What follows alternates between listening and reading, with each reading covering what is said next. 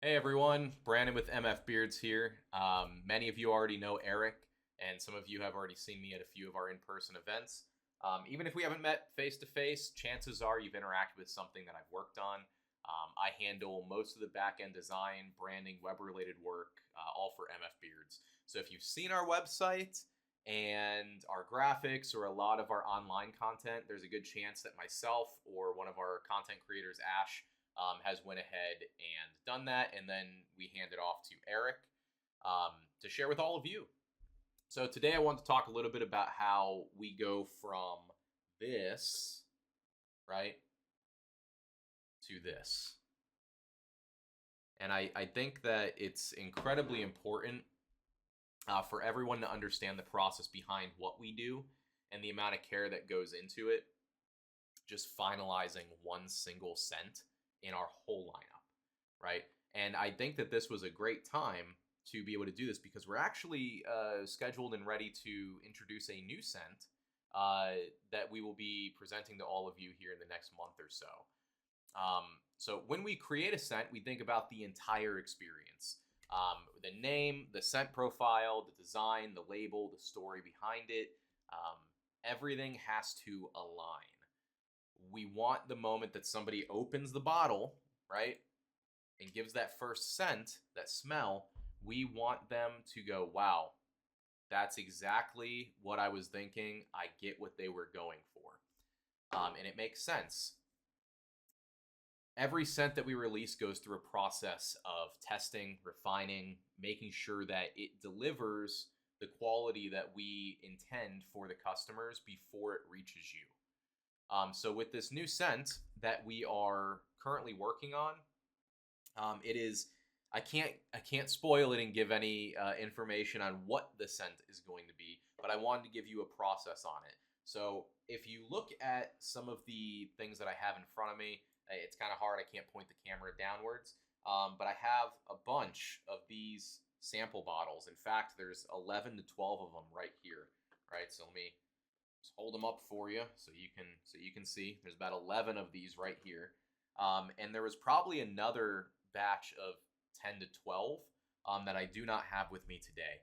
But for this new scent, the way that we've actually been approaching it, and all of our scents really, is that we are multifaceted in how we approach from us to the consumer. So when we create a scent, Eric, who mixes, blends, and develops and designs all of the scent profiles that we have, they come out and they initially start like this, right? So if you see there, 221.5, those are four different scents that we have crafted and created and put together in one to create the scent that we're trying to aim for. Now, like I said, there's about 11 of these in front of me, but they don't even start out like that, right? Generally, they start off as a blind screening. So you have, like this one just says number two, right? And you can see that all the way around. It just says number two. And there's several of them like that here. We have number five, and we have number two, and we have number three. So with this new scent, the way that we process it is Eric will create a blend, and then he will write down exactly what those blends numbers are, of what levels and formula that he's come up with. And then we have myself, we have Eric, we have his wife, we have his son, and then we also have a few customers, and we also have Katie, who smells every single scent that goes through. And the biggest thing is that we are probably our biggest critics. There's been several scents that we have lined up on, and we have not been able to come to terms that we wanted to release that. And there's been some that are absolute bangers. Like as we were creating this one that's in my hand, we actually found an additional scent that we were like, wow, we have to release this at one point or another. But for what we were trying to get for the consumer, it just wasn't right, right? Maybe just a little bit off. So all these are blind screenings, right? Everyone gets together and we then write down or tell Eric, hey, I liked number 2, I liked number 1, I liked number 5 in that order, right? Here's my top pick, second pick, third pick, and so on. And if there's 11, we rank them 1 through 11. And then we decide and we collaborate, and myself and Eric will sit down. He'll present it to some of the customers that we have at some of our local areas that he interacts with. And without any prompt, he will also have them kind of judge the scent and say, did you get this out of it? And it's either yes or it's no, or it's, hey, it's too much of this. And one thing that I will kind of hint at here, with this current scent, we really are not fans of soapy smelling scents. I think that if you want to have a soapy smelling beard, you can just use any beard wash conditioner, plain with no scent, and you'll get exactly that. So I don't think that that's worthwhile to release something that's, hey, it smells like soap, right, or ivory soap. So we disregarded an entire batch that we were testing because it had that same scent all the way through. Now, after this process, right, then you start getting, I'm not going to show too much, but as you get, right, then we start having some names on them. And as those names continue to formulate and develop, we then start to get them bottled. So once they're bottled, right, and this is a finished product, but once they're bottled, right, they don't even have a label.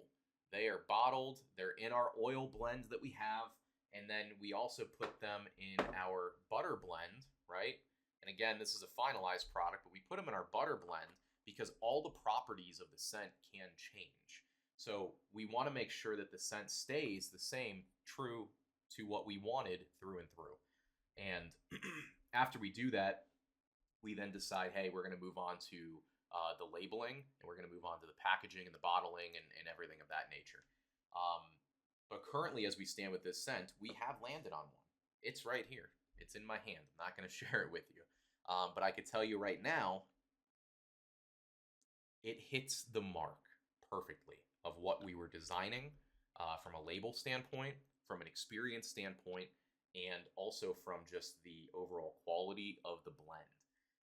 So we are currently right now, last week, we actually finalized what the labels are going to look like. It's going to be a surprise. I'm not showing you that either. So I'm sorry, this isn't like a big reveal. But I wanted to just get in front of you so you can see the process and how much care and effort goes into this. This blend, as I stated before, has been in the works for, and I'm probably lowballing it here, but it's been in the works for probably about 3 to 4-ish months of just developing it, right? We're not developing 5 or 6 scents at a time and throwing them at the wall and hope that one of them stick and maybe customers like them. We really are our worst enemies when it comes to being our own critics, because there's several of them that we've gatekeeped that we said, hey, it's not up to our quality standard.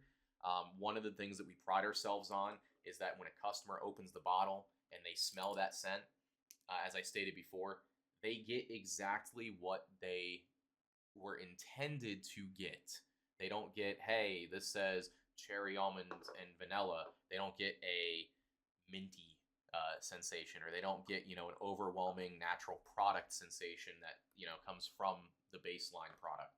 We want them to say, ooh, like this one, for example, the Man. If any of you have tried this one, you know that it is citrus, amber, mahogany, teak wood. There's a lot of blends in there, but first note that I stated, citrus. When you open it, you should get a clean, refreshing citrus on that first note. And throughout the day, right, you'll get the rest of the notes and have them go through there. And that's what we do. So after we get to this point, we put them in bottles, right? We put them in blank bottles. And myself and Eric test them for probably a few weeks, 3, 4 weeks, 5 weeks, whatever it takes, to make sure that the scent lasts as long as we intend it to.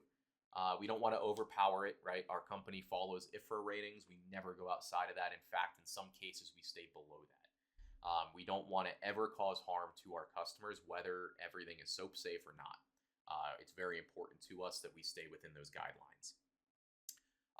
And then afterwards, right, we decide, hey, this is great. We're going to go ahead and move forward. So then myself and Eric will collaborate on the label design, make sure that the label design matches what the scent is. And then the worst process for all of us here, myself, Katie, his wife, his son and himself, and some of our other customers, right, that get a little bit of sneak peeks because we see them all the time and we want to get feedback, real-time customer feedback, on the label, the name, the design, everything, the scent profile. And then we scrutinize it. But I could tell you right now, we did finalize it, as I said. So I'm super excited. Keep an eye out to see this new scent drop. But I hope that this kind of tailors it all up. And listen, I was just talking about oil, right? When we go in and we go through, we do the same process for the oil, the balm, the butter, the wash, the conditioner, and everything else that we offer. Any scent line that we put out, you can assure yourself that we will have it in every single product that we offer. With the exclusion of mustache wax, we do not scent mustache wax at all. We want to make sure that that stays natural and has a nice pine resin scent to it. But with that being said, I hope maybe this gives you a little bit of insight into what we do at MF Beards, and hopefully it gets you geared up and ready to go for this new upcoming scent that we are very excited to announce. Take care, and I hope to make more videos and you guys hear from me a little bit more. Have a great rest of your day.